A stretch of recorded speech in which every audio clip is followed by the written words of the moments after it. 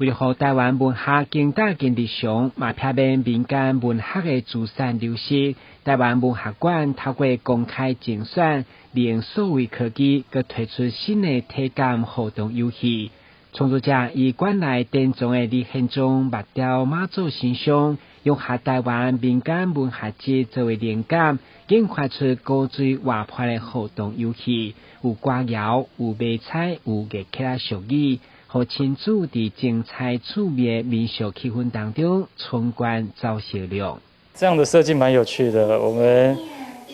第一次感受到这个台湾文学跟多媒体结合，我觉得小朋友应该会很喜欢。吼，即摆囡仔会当知影哦，伊的爸母、伊的祖先所迄阵所佚佗的、所了解的儿童的故事是啥，啊嘛，吼，即摆大人吼会当搁去回想因迄阵细汉吼所听过的故事啊，咱的生命总是爱有足趣味的故事哦，生活较会快乐吼。所以这是阮台湾文学馆透过即个数位化游戏卡本来互大家了解台湾文学真趣味的所在。